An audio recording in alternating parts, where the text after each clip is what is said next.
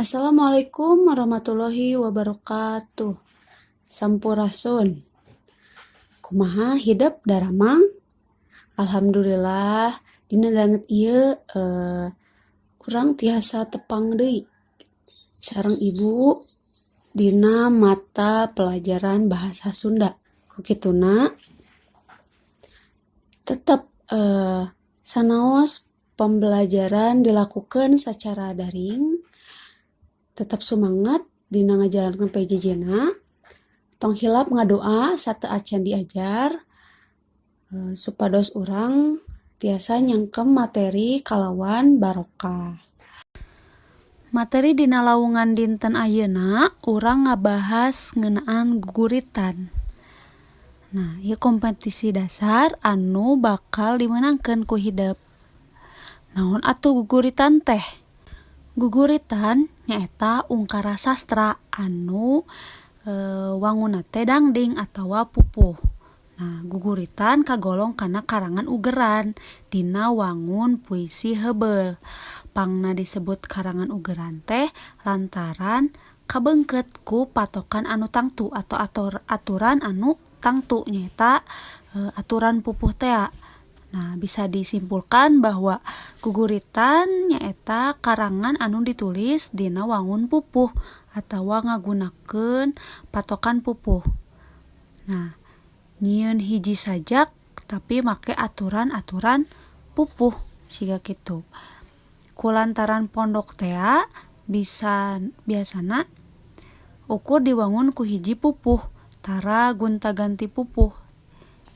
Nah, eusina oge henteu ngawujud carita atau henteu ngawujud naratif. Dibacakeunana biasana mah dihariringkeun make lalaguan anu geus matok keur mupuh tea. Anu salajengna nyaeta struktur dina guguritan. Anu kahiji aya tema. Tos papada apal yen tema mah nyaeta dadasar carita dina paguneman, sajak jeung sajabana. Anu kadua nyaeta rasa atau citraan. Dina karya sastra nyaeta cara ngawangun rasa atawa gambaran hiji hal. Gambaran visual anu ditimbulkeun ku hiji kecap rasa atau kalimat sarta mangrupa unsur dasar anu khas dina karya prosa jeung puisi. Anu katilu nyaeta nada. Nada ieu mangrupa tarik halona sora. Jadi pelan kerasnya suara. Nah, nada baris patali pisan jeung rasa anu dikandungna. Umumna tara papalingpang. Anu pamungkas nyaeta amanat. Amanat dina karya sastra nyaeta gagasan anu jadi dadasar hiji karya sastra. Nah, jadi amanat naon anu bakal ditepikeun ku pangarang ka nu maca. Nah, dina urang nyaritakeun guguritan, tangtu wae moal bisa lepas tina pupuh. Ari sababna guguritan teh nyaeta tea disusun dumasar kana patokan pupuh. Nah, jadi ari pupuh teh lain lagu, tapi mangrupa aturan atau patokan dina nyusun lagu. Kukituna urang pedar heula naon atuh anu jadi patokan pupuh teh. Nah, nu kahiji aya guru wilangan, kadua guru lagu, nu katilu jumlah padalisan, jeung nu kaopat watek. Nah, guru lagu jeung guru wilangan biasana sok patuker. Nah, urang tengetan bedana. Ari guru wilangan mah nyaeta jumlah engang dina unggal padalisan. Ari guru lagu mah nyaeta sora huruf vokal panungtung dina padalisan. Jadi kudu bisa ngabedakeun. Anu katilu nyaeta jumlah padalisan. Nah, ieu mah jumlah baris anu geus ditangtukeun. Jadi pasti beda-beda. Anu pamungkas nyaeta watek. Nah, pami watek urang bisa ninggal dina jenis pupuhna. Nyaeta aya sekar alit sareng sekar ageng tea. Engke baris dijelaskeun. Salajengna jumlah pupuh teh aya 17 anu dibagi kana dua kategori. Nyaeta sekar ageng jeung sekar alit. Pangna disebut Sekar Ageng lantaran wanda laguna temeh sarua. Pangna disebut Sekar Alit nya kabalikana nyaeta wanda laguna beda-beda. Ieu mangrupa contoh pupuh anu kabagi kana dua kategori tea, nyaeta Sekar Ageng nu biasa disingkat KSAD nyaeta Kinanti, Sinom, Asmarandana, jeung Dangdang Gula. Nah, sesana nyaeta anu kagolong kana Sekar Alit. Aya Mijil, Magatru, Pangkur, Durma, Pucung, Balakbak, Mas Kumambang, Wirangrong, Gambuh, Gurisa, Lambang, Ladrang, jeung Juru Demung. Ayeuna mah hayu urang dangukeun heula pupuh Durma. Pupuh Durma laras pelong ngagamarkeun nu gede harepan, lemah cai.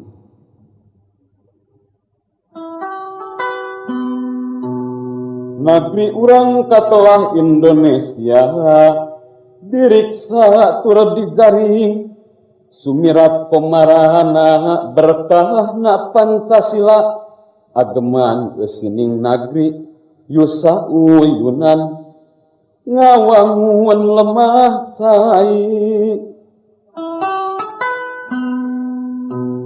Negeri urang katelah Indonesia diriksa turut dijaring, sumirat komarana berkahna Pancasila, ageman eusining nagri yusa uyunan ngawangun lemah cai. Tah, sagunduk eta teh disebutna sapada. Ari dina sapada teh aya 7 jajar. Sajajar dina sapada teh disebutna sapada lisan. Jadi pupuh Durma teh dina sapadana aya 7 pada lisan. Dina pupuh mah jumlah enggangna oge kudu matok, teu bisa sagawaya. Jadi unggal pupuh teh boga aturan sewang-sewangan, eta anu ngabedakeun antara pupuh hiji jeung pupuh sejena. Nah, jumlah engang dina unggal pada lisan teh disebutna guru wilangan. Ari sora tungtung vokal dina tungtung pada lisan eta disebutna guru lagu. Dina pupuh Durma aturana nyata aya 7 pada lisan kahiji kudu 12A. Anu 12 eta nandakeun guru wilangan. Anu A nyata nandakeun guru lagu. Urang etang. Negeri urang katelah Indonesia aya 12 engang atau 12 guru wilangan. Anu A eta berarti nandakeun guru lagu. Nyata sora vokal A dina tungtung pada lisan kahiji. Kitu oge saterusna. Nah, ieu hiji deui contoh pupuh Mijil. Mangga regepkeun contohna. Hayang aku lirmanuk dadali, lain arek sombong, tapi niat dina jero hate hayang nyangking ilmu ning sajati babaki ka negeri sangkan negeri makmur.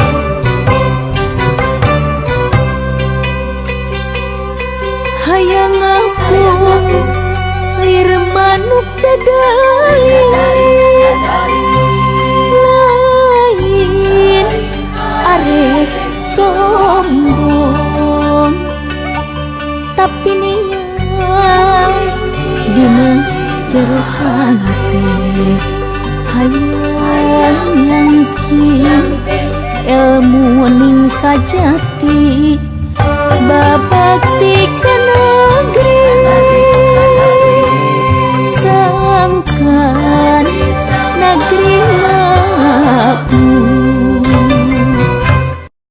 Dina nangtukeun guru lagu jeung guru wilanganna sami wae sareng nu tadi anu pupu Durma. Tah ieu sawatara patokan guru lagu sareng guru wilangan dina pupu anu 17. Nah jadi beda-beda unggal pupuhna. Salian ti guru lagu jeung guru wilangan, nah ieu aya oge anu disebut watek dina pupuh. Watek teh ngagambarkeun eusi pupuh. Mung sakitu anu tiasa didugikeun ku ibu dina dangan ayana, mugia ageng manfaatna tong hilap pilari terus ilmu dina media sanesna, dina buku, dina majalah, koran, atanapi dina internet anu langkung jembar deui. Tetep semangat dina ngajalankeun PJJ-na, hapunten bilih ibu aya tutur saur anu teu kaukur, rek kabasa anu pasalia, hapunten kana samudaya kalepatan. Billahi taufiq wal hidayah. Wassalamualaikum warahmatullahi wabarakatuh.